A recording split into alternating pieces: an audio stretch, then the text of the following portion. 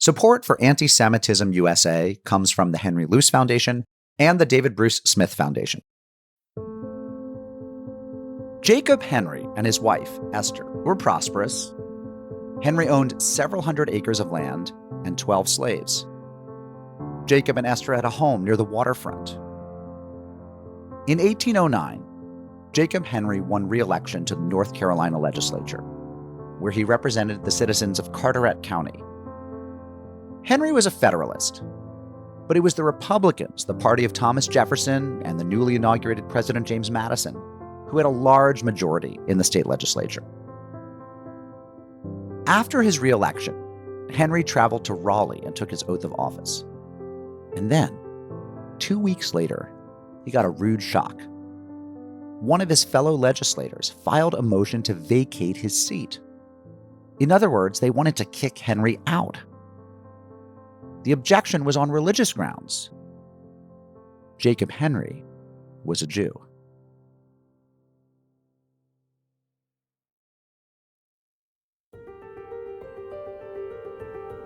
I'm Mark Oppenheimer, and this is Anti-Semitism USA, a podcast about the history of anti-Semitism in the United States. This is Episode 2, Moral Citizens. In the early years of the country, only certain kinds of virtuous people were believed to be capable of self-governance. And whom did Americans consider virtuous? Protestant Christians. Not Catholics, not atheists, and certainly not Jews. In this episode, we'll look at how Jews were excluded from holding political office, and then we'll turn to a 19th century society that attempted to convert Jews to Christianity to make them into moral citizens. But for now, let's get back to Jacob Henry and North Carolina politics. North Carolina's state constitution of 1776 declared that all persons shall be at liberty to exercise their own mode of worship. Before the American Revolution, the Church of England became established as the official church of North Carolina. But the state constitution there made it clear that no one would be forced to pay for the church or attend any place of worship that was against their own faith and judgment. So why would the legislature even consider denying Jacob Henry his seat? Henry had won the election fair and square. Nobody doubted that. Here's historian David Sehat, author of The Myth of American Religious Freedom.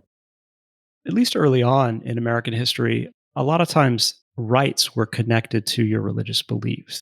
Various states in the early republic limited voting, for example, to either Protestants or Christians or theists. And that last category would include Jews, but the first two would not. There were various limitations on who could run for office. And these limitations were sometimes explicit, like we just don't allow Jews to run for office, or they were implicit in that you had to take an oath that was a Christian oath that affirmed the divinity of Jesus and the divine inspiration of the Old and the New Testaments, which would obviously exclude Jews. So really, in all the ways in which you encounter the state, if you pair a religious obligation or a religious identity to interacting with the state, you put those who are outside that identity at disadvantage, and Jews were frequently at disadvantage. The problem Henry faced was that in North Carolina in 1809, the state constitution barred Jews from office, even though it didn't mention them. The article said, that no person who shall deny the being of God or the truth of the Protestant religion or the divine authority either of the Old or New Testament, or who shall hold religious principles incompatible with the freedom and safety of the state, shall be capable of holding any office or place of trust or profit in the civil department within this state. So, to hold office in North Carolina, the state constitution required you to be a Protestant. It also required you to believe both the Old and New Testaments. So while a Jewish person might have been able to claim truthfully that they believed in the Bible, they wouldn't think of the New Testament as being divine. While the United States Constitution banned this sort of religious test for federal office holding, it wasn't until the middle of the 20th century that the Supreme Court applied the federal prohibition to the states. The authors of the North Carolina Constitution believed in religious liberty. They'd stopped funding their own Christian churches. The restriction in their state constitution was aimed at keeping Catholics out of office, because Protestants generally considered Catholicism to be incompatible with liberty. In 1776, when North Carolina adopted its new constitution, there were maybe 2,000 Jews living in the United States.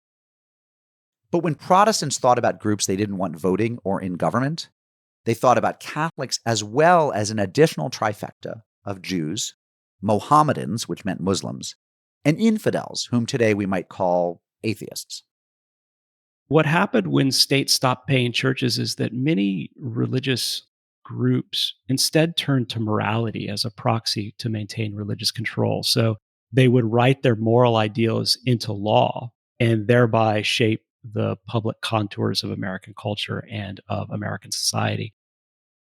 And this then gave American culture throughout the 19th century a kind of Protestant feel or vibe, because in many ways, the official public morality enforceable by the law and in government was Protestant. It came out of Protestant sensibilities, it reinforced Protestant moral ideas, and it ultimately gave Protestants control over that society to a large degree.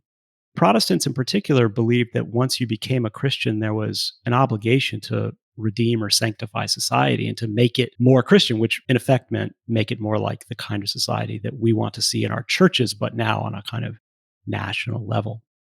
And so if you weren't in that group, you were in a problematic position.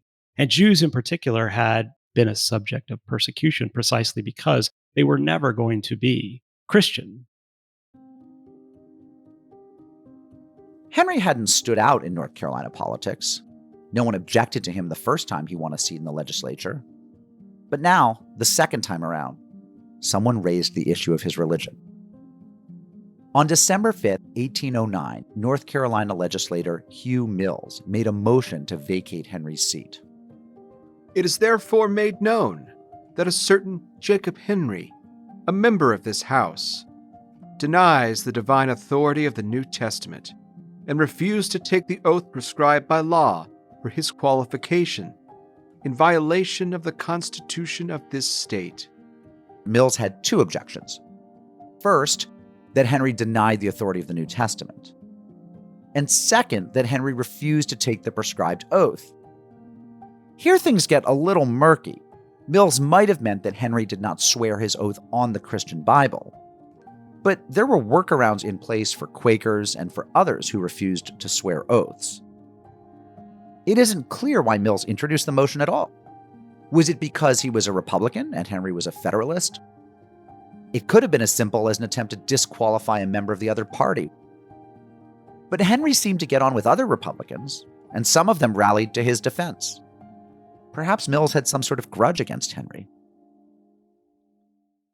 The next day, Jacob Henry delivered a speech before the House. Here's what he said.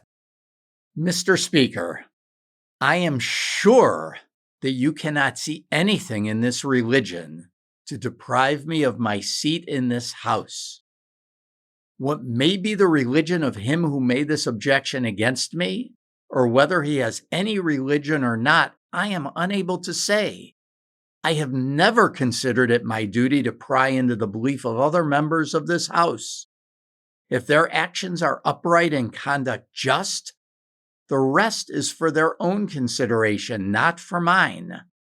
I do not seek to make converts to my faith, nor do I exclude anyone from my esteem or friendship because he and I differ in that respect.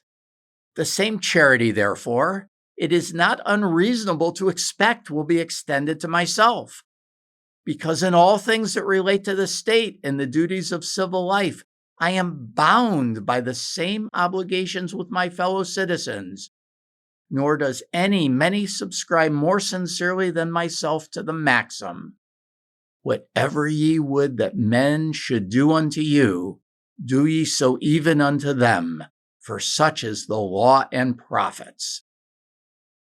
You can hear Henry arguing for Judaism as a moral religion. It was important to American Jews that they presented themselves to their fellow citizens this way. And it was a pretty slick move to quote Jesus' version of the Golden Rule. That may or may not have been Henry's idea. Rumor has it that one of his political allies wrote the speech for him. The North Carolina House of Commons discussed all sorts of questions about Henry's faith. Had anyone ever seen him in synagogue? Unlikely, because North Carolina Jews hadn't built one yet. Someone claimed he'd seen Henry at Baptist and Methodist meetings. Did Henry eat pork? No one knew. In fact, no one came forward with any information about Henry's religious principles and practices. The clerk of the House of Commons did testify that Henry wished to swear his oath on an Old Testament. Still, Jacob Henry was a Jew, so it was a pretty clear-cut case. Or was it? As it turned out, the House overwhelmingly rejected Mills's motion, and Henry kept his seat. Why? Again, it's not entirely clear. One representative argued that the restrictions on office holding didn't apply to the legislature. Anyway, Henry finished his term, and then he apparently retired from state politics. He served in the War of 1812 and later moved to Charleston, South Carolina, which had one of the largest Jewish populations in the country.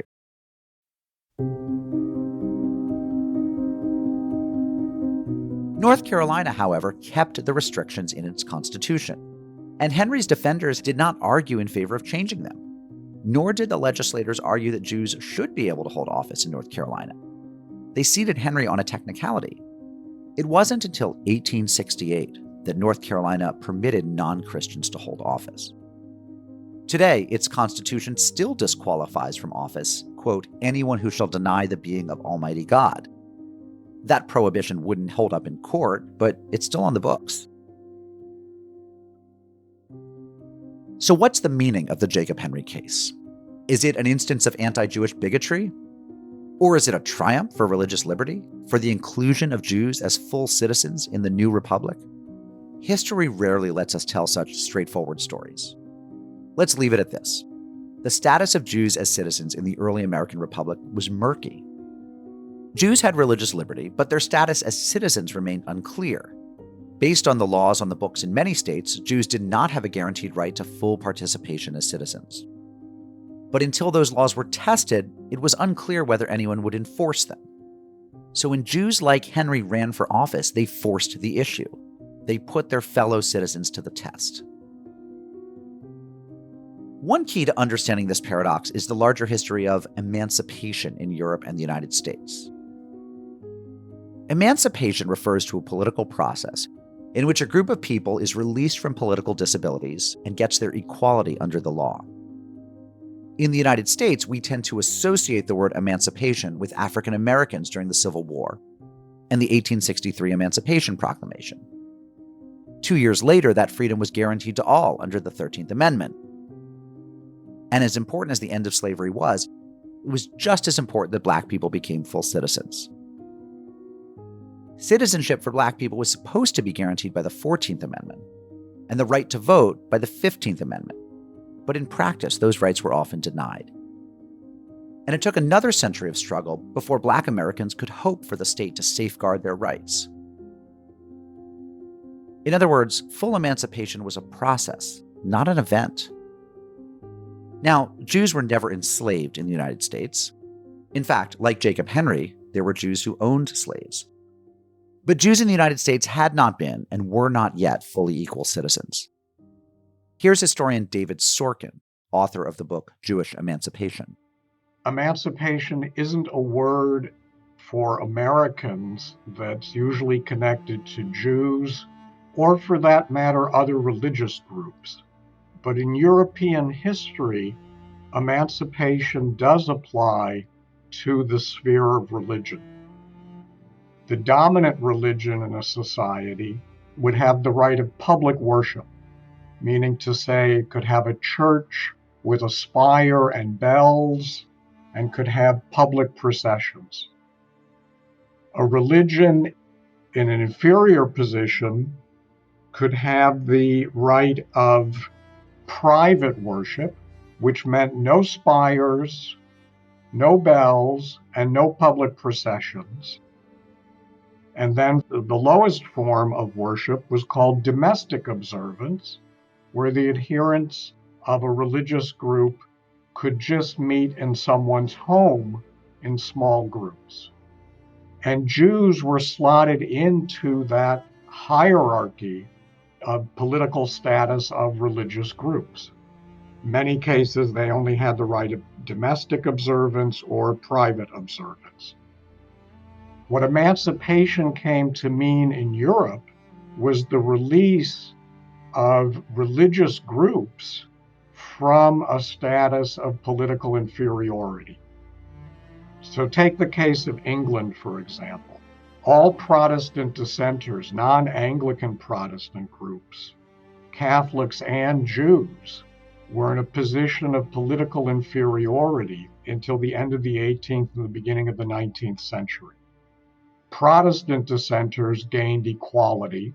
Catholics in England only gained political equality and the right of public worship in 1829.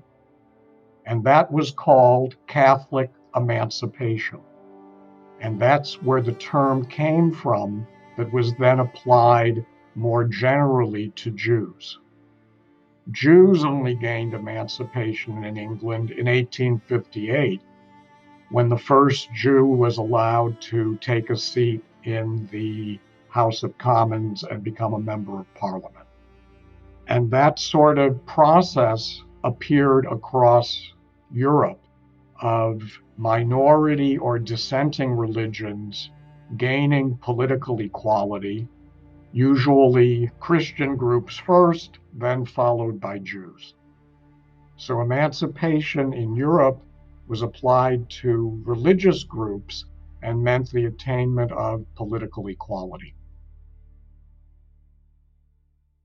Jews in Europe were not treated as individual citizens. In Livorno, in Italy, or Bordeaux, France, or Hamburg, Germany, Jews were treated as members of communities. They were collectively given certain rights through charters. But both Europe and North America experienced a huge political shift brought on by the American Revolution, the French Revolution, and other revolutions that swept across Europe.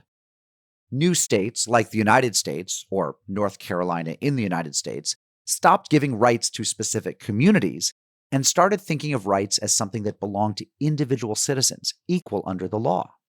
Think back for a moment to all that legalese from the North Carolina Constitution. Now that we understand how Jewish emancipation unfolded in Europe and the US, the Constitution should make more sense.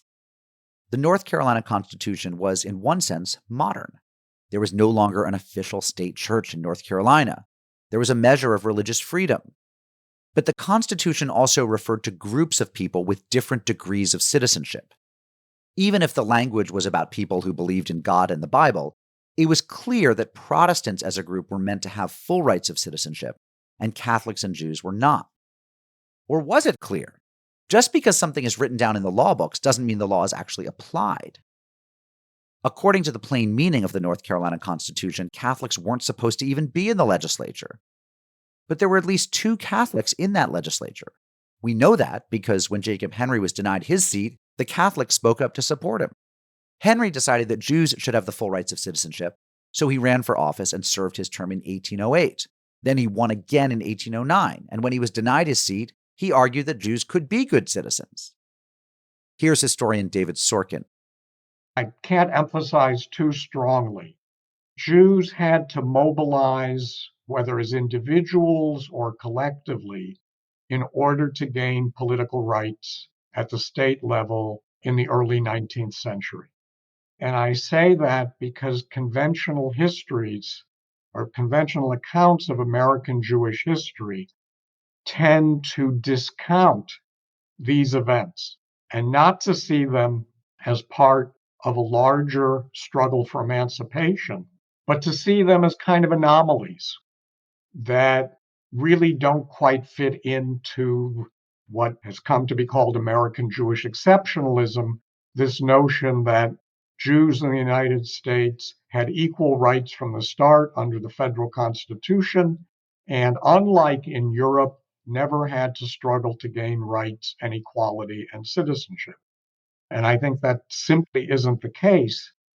It's just that historians of American Jewry have been reluctant to try and take what looks like a very mild process and compare it to its European counterparts.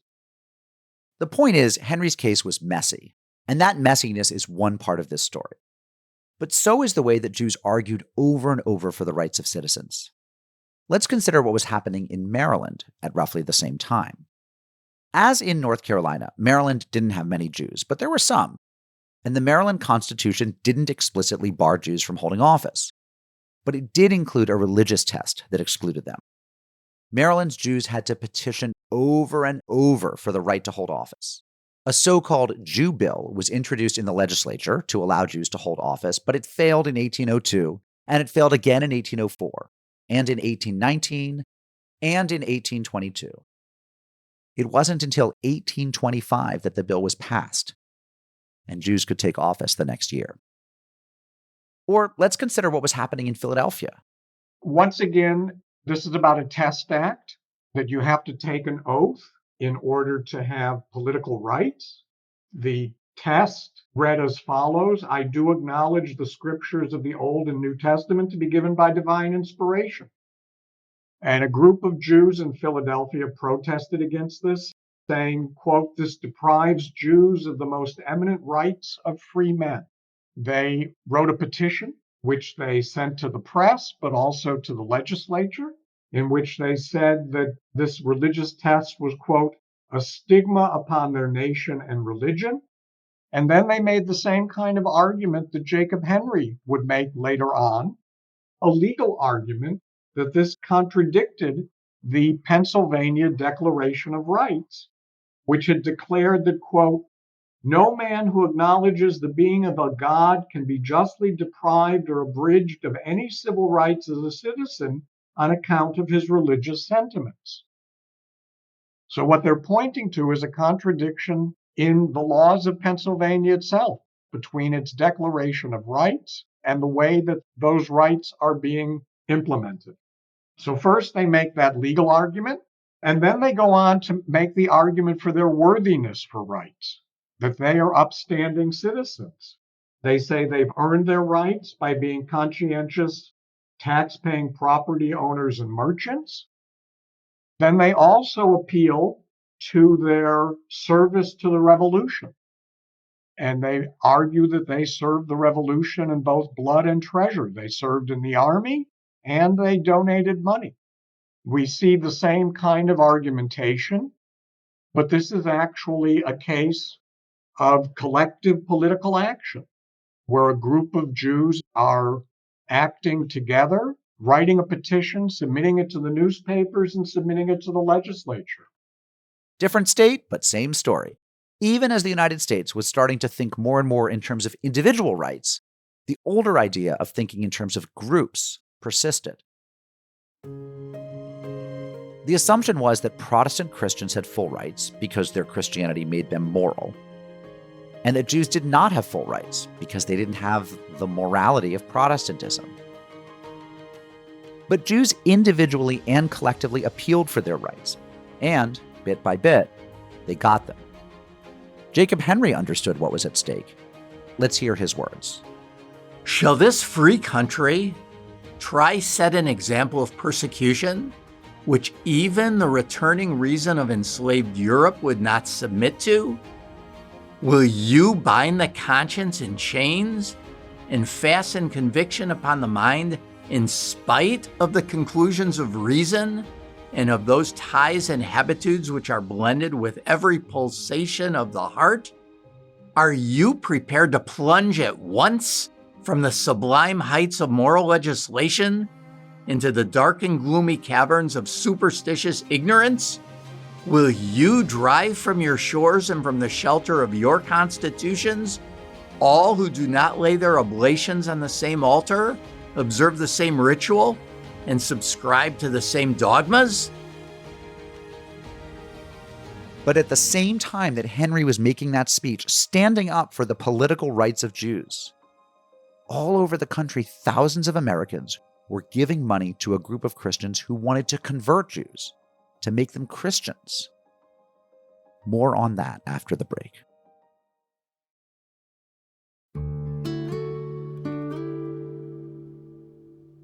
Imagine a farm where a group of immigrant Jews are trying to live collectively and support one another. Did you imagine a kibbutz in Israel? a small farm in the Eastern European wilderness? Try imagining that farm in upstate New York. And the farm is not run by Jews, but rather by Christian missionaries who want to convert them. Well, maybe not exactly convert them, just ameliorate or improve their condition. It's a phrase that was only slightly less awkward in the 19th century than it is today. I'm talking about the American Society for Ameliorating the Condition of the Jews. That's a mouthful, so let's just call it the ASMCJ, or just the Society. In the early 19th century, the Society was an example of the benevolence movement. At that moment in American history, Americans loved to join organizations. We might call many of these organizations philanthropic. Today, we might call them charitable. But in the 19th century, they were often called benevolent societies or benevolent organizations. And that word, benevolence, carried a very Christian connotation. Some of these groups aimed their benevolence at Jews. Take the Female Society of Boston and the vicinity for promoting Christianity amongst the Jews, founded in 1816. For 52 cents per year, or $10 for a lifetime membership, you could join with other like-minded women in the hopes of converting Jews. Or you might correspond with the older and rather better funded London Society for Promoting Christianity Among Jews. But if you were worried about the salvation of American Jews, your best bet was to send your money to the American Society for Ameliorating the Condition of the Jews. To help us untangle all of this, here is Susanna Linsley, author of the article Saving the Jews. New York in the 1820s was a time of a lot of interdenominational cooperation and collaboration. The American Board of Commissioners of Foreign Missions was founded in 1810. The American Bible Society in 1816. The New York Missionary Society was really popular. And then the American Colonization Society was 1817. So this was a real milieu, a real environment of trying to find ways for different Christian denominations to work together to spread the gospel, to spread the word, and to find ways to come together around their own differences. And so the American Society to Ameliorate the Condition Among the Jews was a way to celebrate this unique position that many American political and religious elite found themselves in, that they were in a position to usher in a new era of cooperation that had never been possible before. And they were really excited about this time, about how tolerant they were, about how accepting they were. And so many of them thought the best way to really celebrate and demonstrate just how tolerant they were was to try to convert as many Jews as possible to Christianity. Protestants wanted Jews to become Christians because, well, they wanted everyone to become Christian. And evangelical Christians, including those who created the Society, had a real activist streak. They were always forming institutions to do everything from print Bibles to promoting temperance to end the consumption of alcohol. But there was more to it than that. It's fair to say that evangelicals can get, shall we say, a little obsessed with Jews. There were several different reasons. A lot of the people involved had a real sympathy for Christian Zionism or Restorationism, where they believed that the second coming wasn't possible until Jews were restored to Israel. But in an American context, both Protestants and Jews were optimistic that a new Zion was possible, and that new Zion was possible in the United States. And so bringing Jews into the United States and bringing them into Christianity was a way to bring about the second coming. The Protestant conviction to evangelize the Jews was rooted in anti-Semitic beliefs that Judaism wasn't a legitimate faith. And in fact, that's why they saw themselves as so liberal and tolerant, right? We're so liberal and tolerant that we're going to overlook all of the issues we have with the Jews and acknowledge that they, in fact, can be Christian.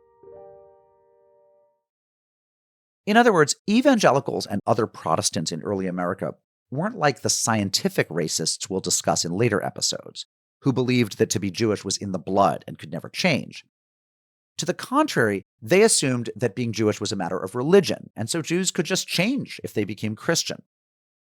And if you'll recall our discussion of Jacob Henry, the general assumption was that Christianity made you more moral. and being moral was a requirement for being a citizen. Had Henry just converted to Christianity, no one would have been able to suggest that he wasn't qualified to hold office on religious grounds. Being a Christian, they could trust that he was moral, that he was virtuous, that he was fit to be a legislator. So a group of Christians based in New York formed a society to evangelize and colonize the Jews.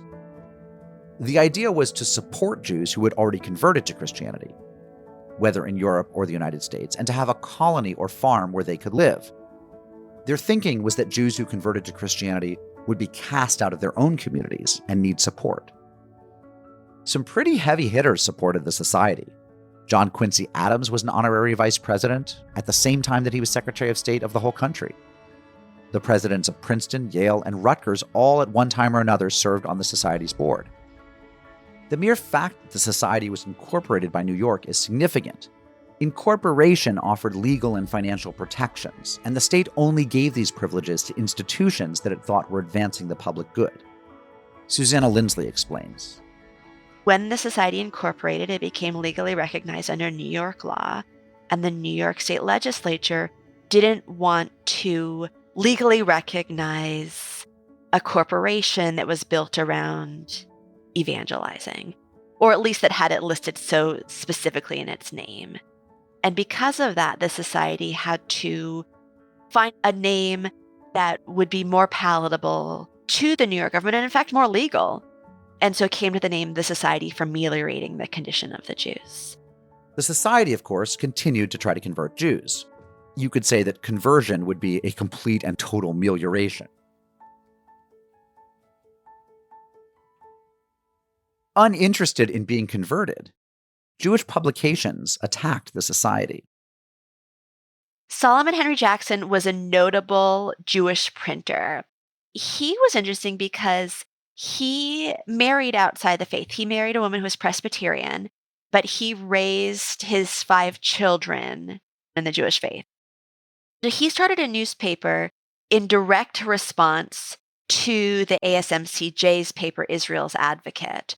And his paper he called The Jew, being a defense of Judaism against all adversaries, and particularly against the insidious attacks of Israel's Advocate. And Jackson was outraged by the society's conviction that its mission represented a new era of cooperation, and he called their bluff that they treated Jews with respect.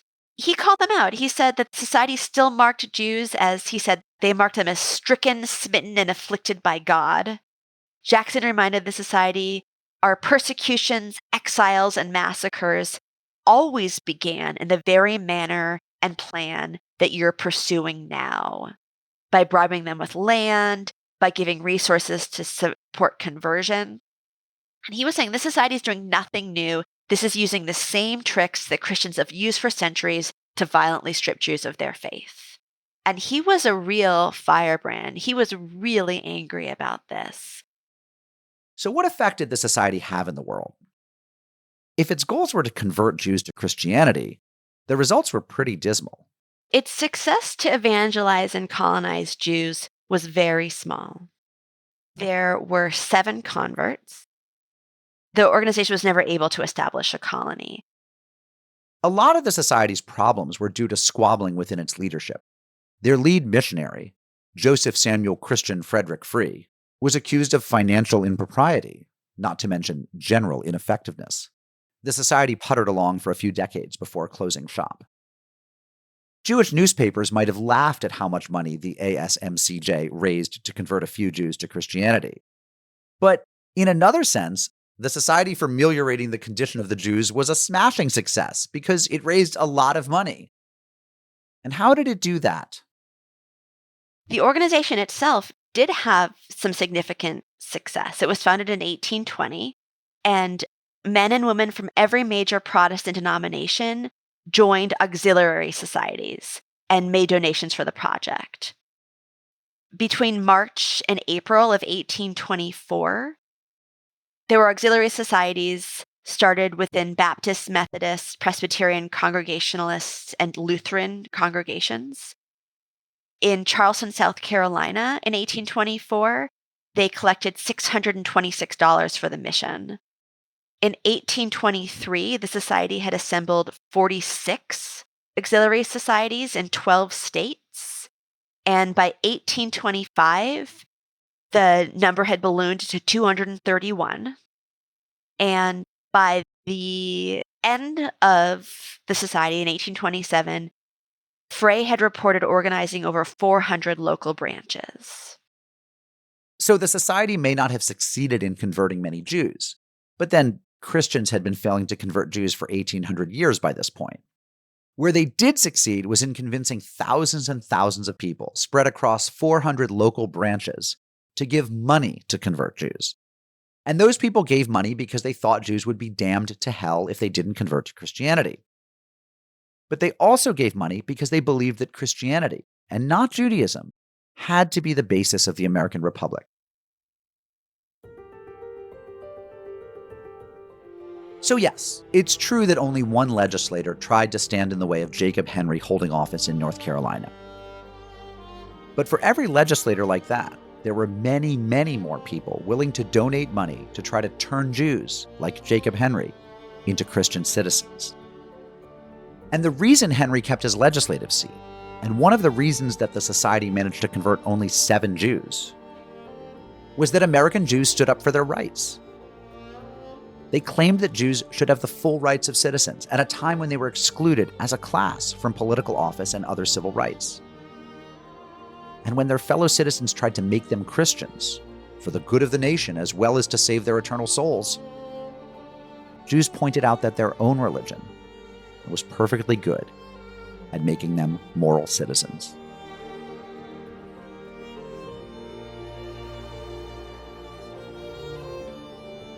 Thank you for listening to Anti-Semitism USA. It's a production of R2 Studios, part of the Roy Rosenzweig Center for History and New Media at George Mason University. Visit r2studios.org for a complete transcript of today's episode and for suggestions for further reading. I'm your host, Mark Oppenheimer. Anti-Semitism USA is written by John Turner and Lincoln Mullen. Britt Tevis is our lead scholar, Jim Ambuske is our producer, Jeanette Patrick is our executive producer. We'd like to thank Zev Elif for being our lead advisor, and we'd like to thank our advisory board members, Laura Shaw-Frank, Rivellen Prell, and Jonathan Sarno. Our graduate assistants are Rachel Birch, Alexandra Miller, and Amber Pelham. Our thanks to David Sehat, David Sorkin, and Susanna Linsley for sharing their expertise with us in this episode. We're able to bring you this show through the generosity of the Henry Luce Foundation, the David Bruce Smith Foundation, and many individual donors like you.